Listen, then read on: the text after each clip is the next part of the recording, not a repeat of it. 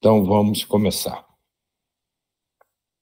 Eu, falou Marina, desencarnei jovem, aos 29 anos. Só lembrando, a Patrícia tinha se encontrado com outros moradores da colônia e eles estavam conversando sobre a forma como cada um tinha desencarnado, né?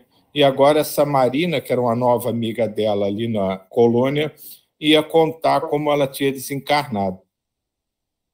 Aliás, a Patrícia ia falar para a Marina como tinha desencarnado. Desencarnei jovem, aos 21 anos, e como vovó, ignorava completamente a continuação da vida. Não tinha ideia... Não, me confundi toda, é a Marina contando mesmo. Eu, falou Marina, desencarnei jovem, aos 21 anos, e como vovó, ignorava completamente a continuação da vida.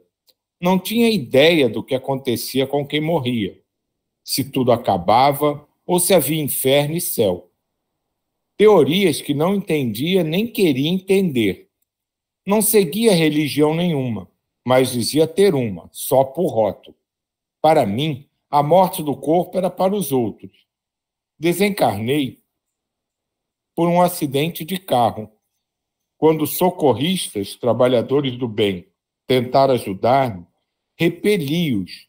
Para mim, eram loucos dizendo tolices. Inclusive que meu corpo morrera. Foi um período difícil. Essa primeira fala dela é super interessante, pelo menos para mim, porque eu penso que isso seja a realidade da maioria das pessoas que dizem que tem uma religião, mas para se adequar à sociedade, que não sabem realmente se o que vai acontecer quando morrer, e quando acontece de desencarnar e começa a ser socorrido, se desespera, se assusta e acha que está sonhando, que enlouqueceu, que todo mundo à sua volta é maluco. Eu acho que muitas vezes deve acontecer mais ou menos isso mesmo. Acho que até em quem tem um pouquinho de consciência, a diferença quando chega assim no mundo espiritual deve ser uma coisa tão distante da nossa imaginação que mesmo alguns de nós já se preparando mentalmente para isso, algumas vezes deve levar alguns sustos, sim. Na minha casa foi um caos. Meus pais intensificaram as brigas e acabaram por se separar. Um acusava o outro pelo meu desencarne. Sofri muito. Julguei estar louca por não conseguir entender o que se passava e por não aceitar minha desencarnação. Com o meu lar desfeito, vaguei pelas ruas com muito medo. Cansada de sofrer, resolvi apelar para Deus. Entrei num templo e orei. Senti-me melhor e resolvi ficar ali. Entendi que religião faz falta, pois quando se é religioso, sente-se proteção, e quando se é realmente sincero e devoto na religião, os sofrimentos são bem compreendidos e a morte não aterroriza tanto.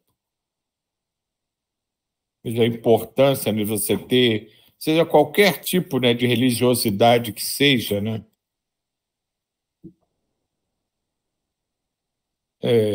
Ajuda a gente a entender até um pouco de nós mesmos.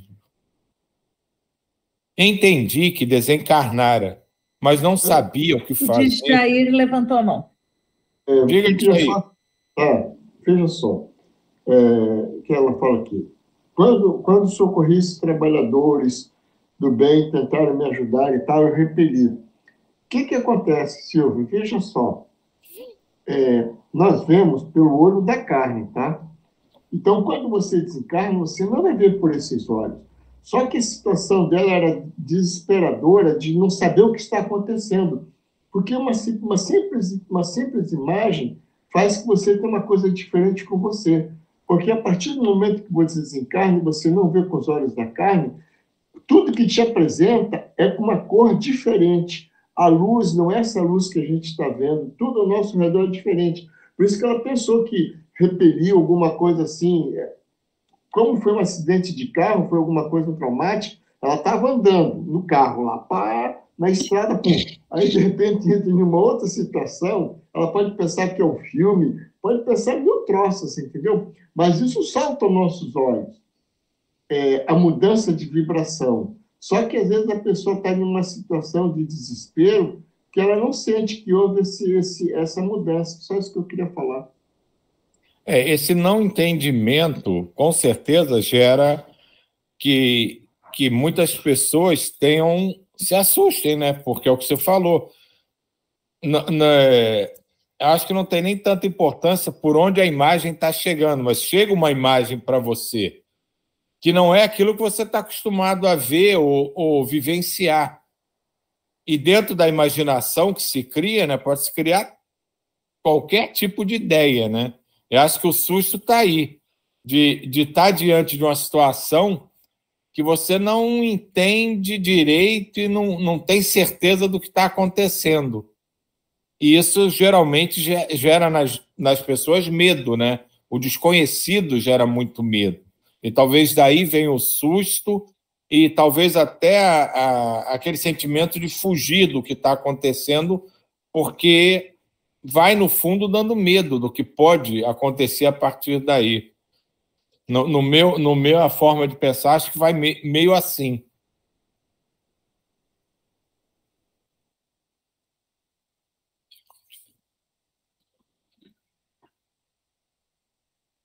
Entendi que desencarnara, mas não sabia o que fazer para melhorar a situação. Fiquei naquele templo a orar junto com outros desencarnados e com encarnados que lá iam. A prece levou-me a meditar, a arrepender-me dos meus erros. Fiz muitos atos errados. Fui egoísta e materialista. Nos 21 anos que passei encarnada, tinha muito do que me arrepender. Não saí mais do templo. Temia os irmãos trevosos. Tinha medo de que estes me prendessem. Eles não entravam no templo, mas via-os fora. Fiquei anos no templo e, quando me cansei, resolvi ser sincera comigo mesmo e pedir socorro. Chorando, pedi ajuda a Deus e trabalhadores do bem auxiliaram-me. Levei tempo para me recuperar no hospital de um pronto-socorro. Hoje estou bem, sou grata. Aprendo a viver aqui, anseio por melhorar moralmente e pôr em prática o que aprendo. Marina suspirou, mas não estava triste. As lembranças de tudo o que passou lhe davam forças para melhorar cada vez mais. Após uma pausa, foi a vez de Isa falar. Desencarnei por um tumor maligno no cérebro, depois de alguns meses doente. Estava com 16 anos. Segui uma religião que equivocadamente me ensinou que, com a morte, adormecia-se para acordar no julgamento de toda a humanidade, no fim dos tempos. Senti um torpor com a morte do corpo, uma espécie de sono. Achava que dormir, mas ao mesmo tempo via e ouvia, embora sem muita clareza, tudo o que se passava ao meu redor. Fiquei junto dos familiares quando velavam meu corpo. O desespero deles foi grande. Gritavam, choravam, sofriam horrivelmente. Sentia-me muito perturbada, mas também amparada. Escutava alguém me convidando para ir, partir. Meus familiares seguravam-me e não me esforcei para ir, pois não queria deixá-los sofrendo tanto. Após meu corpo ter sido enterrado e meus familiares terem ido embora, orei com fé. Meu Deus, ajudai-me. Então socorristas me levaram para um posto de socorro, onde recebi auxílio. Tinha medo, pavor de dormir e não acordar, mas bondosamente os trabalhadores do posto de socorro tentaram explicar e me curar. porque a doença, o reflexo dela, ainda era muito forte em mim. Não me apavorei ao saber que meu corpo morrera. Decepcionei-me por não ser como pensava, como acreditava. Entendi as explicações que gentilmente os benfeitores me transmitiam e, raciocinando, achei-as justas e lógicas.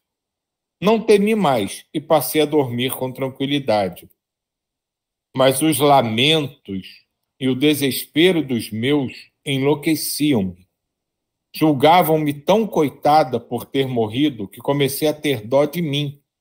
E como a autopiedade não leva a nada, só maltrata, desesperei-me. Eles começavam a chorar, eu também me desesperava e chorava. Quando me chamavam, queria ir para perto deles. E acabei indo. Que agonia! Choravam, lamentavam. Era como se tivesse acabado. Sem entender, pois novamente fiquei confusa, sofri muito. Diziam que eu estava dormindo e que nada via ou sentia. E eu gritava que não, e novamente me apavorei, temendo adormecer. Detestei ficar no meu ex-lar e quis voltar ao posto de socorro, mas não sabia como. Lembrei de Jovina, uma caridosa enfermeira que cuidou de mim, e chamei por ela. Carinhosamente veio em minha ajuda e senti alívio ao vê-la. Jovina, socorra-me, implorei em lágrimas. Tire-me daqui, me leve para um lugar onde não possa voltar mais. Ela trouxe-me para a colônia, onde fui internada no Hospital do Educandário, na ala para jovens. Tive de receber tratamento especial para superar e entender o desespero dos meus pais, para não dar importância aos seus chamados e não sentir tanto. Olha, que interessante, né? Tem 2 relatos de pessoas que desencarnaram jovens, né? Como são diferentes, né? A forma como eles viam, como eles perceberam essa transição. E nesse segundo caso aqui, como o desespero familiar, né? Que para quem fica aqui pode até achar que é o mais profundo amor por aquele ente querido que desencarnou, pode desestruturar, destabilizar e causar um mal maior do que a própria morte em si para esses que estão já do lado de lá. Como a percepção é individual, né? Como cada um sente, percebe de um jeito, sente de um jeito, e as suas crenças aqui na Terra podem influenciar decisivamente na forma que você retorna e como você vê o que vai se desvendando diante de si no retorno para o mundo espiritual. Diga, Jay. Veja só, o desespero que foi dessa pessoa, dessa Isa, né? O que acontece? Olha só. Não me apavorei ao saber que meu corpo morrera. Ou seja, ela continua ela mesma. O que eu quero falar com isso? Você tem plena consciência de você. Não é porque você morreu, você passa a ser diferente. Você, tal como a gente está aqui, é igualzinho, não muda nada. Mas aí veja o estado desesperador que essa pessoa ficou de não querer mais dormir. Dá para imaginar a profundidade do sofrimento e do desespero? Querendo falar com os pais, ela gritava, devia gritar feito uma doida e ninguém escutava. Cara, é muito sofrimento. Esse sofrimento é coisa do primitivo que ainda somos, porque Jesus ensinou o caminho, mas aí nós, humanos, mudamos. Tu vê essa aí que vai dormir, vai acordar para o juízo final, começou a enfrentar 1000 narrativas para a interpretação de Jesus, enquanto minha interpretação era só uma: amor, prosperidade, alegria, amar o seu próximo como a si mesmo. Aí pronto, gera toda essa confusão que está aqui. É porque não existe palavras para expressar o desespero que ela sentiu. Eu sei, assim que eu estou dando essa interpretação, pelas mudanças que aconteceram comigo do outro lado, entendeu? Porque é muito desesperador. É uma coisa, só quem passa é que sabe. Então, isso tudo que ela está botando aqui é o mínimo minimorum, são palavras super, hiper pobres pelo sentimento de desespero que ela passou. É só que da gente sem pensar, o pavor era tanto que nem queria dormir queria. E como é que você fica nessa situação? Né? É isso só. E um outro componente que a gente tem que lembrar, né, que nesses momentos de desespero a gente também abre certas portas, né, para que espíritos em desarmonia se aproximam, né, e aprofundem esse nosso desespero, né? Que a gente não sabe com certeza todo mundo que vai estar esperando a gente do lado de lá. E se a gente está desequilibrado, desarmonizado, facilita, como aquela primeira foi com medo, ela se escondeu dentro de um templo, pode ter sido uma igreja ou qualquer templo religioso, né? Porque ela, para se proteger dos espíritos que ela percebia que não tinham nada de bom para oferecer a ela, essa ideia pode não surgir e você ficar como esse segundo caso, envolvida com a família, ali perdida na casa, se desequilibrar e permitir a aproximação de espíritos que podem até nem estar ligados diretamente à trajetória dela ou da família, mas estão ligados àquele sentimento de desespero, que se comprazem com aquilo e podem se aproximar, achando uma porta para estimular esse tipo de sentimento. Então, como é importante a gente tentar manter a serenidade, a tranquilidade e a oração, né, para nos ligarmos e pedir socorro. Fala, Jair. Isso aqui me remeteu também àquele livro Nosso Lar, que tem uma noiva que morreu, não me lembro mais detalhes, e que ela não queria ficar lá no Nosso Lar e voltou para a Terra e veio toda depauperada, tal como aconteceu com essa aqui, com a Isa. Ela foi para um posto de socorro, foi socorrida, mas ela não perdeu a sintonia com os familiares que a atraíram de volta. Ela voltou para o lar e ela ficou com tanto pavor do lar que ela tanto amava que depois não queria mais voltar. Para você ver como que a coisa funciona. Você ama os pais, ama aquela situação e gerou um sentimento de pavor e horror para ela rejeitar. É isso só. Diga, Fernanda.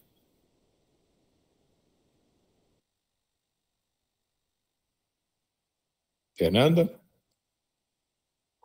Eu estou falando sem microfone, desculpa. Eu fico pensando sobre essa questão do momento da morte, porque em relação às dores que as pessoas que ficam sentem em relação ao ente desencarnado, porque diz muito a respeito da espiritualidade, da evolução da pessoa que fica, porém também diz muito a respeito da forma que a pessoa morre, né? Eu acho que essas mortes inesperadas, elas são muito difíceis de serem aceitas, né, no caso. Por mais evoluídas que a gente seja, né, o inesperado choca, impressiona, a gente precisa de um tempo para processar, né, por mais evoluído que sejamos. Porém, quando a morte é uma coisa assim, é um processo, né, um processo como foi da minha mãe, como eu acompanho algumas pessoas da família, alguns casos recentemente, assim, de familiares já idosos, é muito mais tranquilo, eu percebo, né? Então, essa preparação que a gente faz é importante em todos os aspectos, mas, sobretudo, eu acho que a gente supera mais e dá conta mais do recado quando as coisas são... É uma morte planejada, digamos assim, mas não é isso que eu quero dizer. É uma coisa esperada, né? Enfim, eu nunca passei por o falecimento de uma pessoa repentinamente. Quer dizer, apesar de que passei. Uma tia, uma semana antes, comemorou aniversário de 85, na semana seguinte ela teve um infarto, assim, foi uma coisa meio inesperada, assim, apesar dela ter uma doença e tal. Mas ela já era idosa, né? Quando acontece uma coisa, um acidente de carro, como ela está citando aí, tudo, é difícil para os familiares, sim, né? Não sei. Mas temos que preparar, temos que nos preparar, né? A gente está aqui para isso. Fernanda, eu só queria pegar um gancho seu, tá?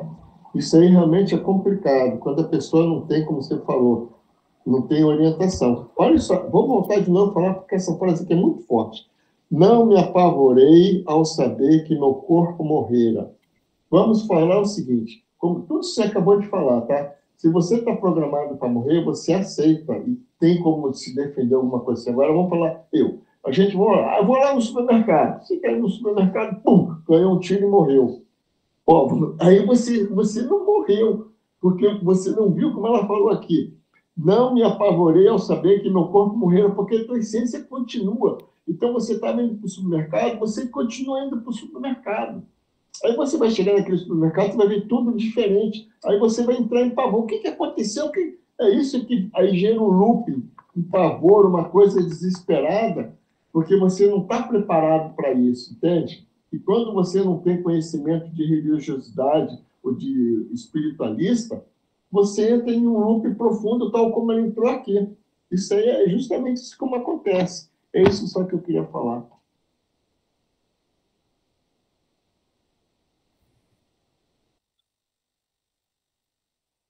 Acho que está na hora. É rapidinho. Eu me referi mais em especial mesmo às pessoas que ficam, né? Porque a gente que desencarna também, né? É um processo. A gente está vendo aí no livro o tempo todo. Mas, assim, o desespero das pessoas que ficam é muito, assim, é inconformismo, eu não sei. Ninguém quer uma morte abrupta, né? Eu acho que as reações são muito individuais. Por mais que a gente se ache preparado, a gente só tem certeza de como agir quando a situação se apresenta. Porque agora é muito fácil a gente imaginar e tecer condutas, mas na hora, como se diz, na hora da verdade, é que toda a nossa essência, né, aflora, né? E a gente vê se realmente a gente tem aquele equilíbrio que a gente prega, que apregoa para os outros, quando está na situação que tudo é hipotético. Quando deixa de ser hipotético, passa a ser realidade, aí que a gente realmente percebe se está preparado para enfrentar aquele tipo de situação ou não. E isso acontece, acho que tanto com quem chega de volta para o lado de lá, quando permanece aqui, se lamentando ou entendendo por que aquela pessoa precisou voltar, talvez tão cedo, de forma tão inesperada.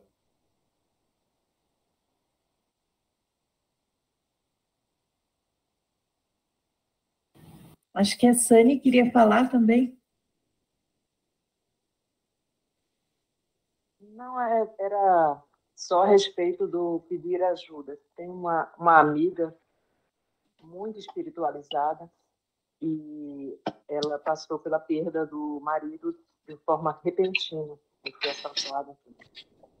E antes ela falava muito, né? Sempre que você se encontrar numa situação muito difícil, seja encarnado ou desencarnado, você pedir ajuda a Nossa Senhora,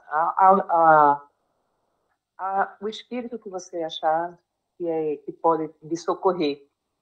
E aí me remeteu essa lembrança, e até de um filme, O Alto da Compadecida, que dos personagens fala: valei-me Nossa Senhora.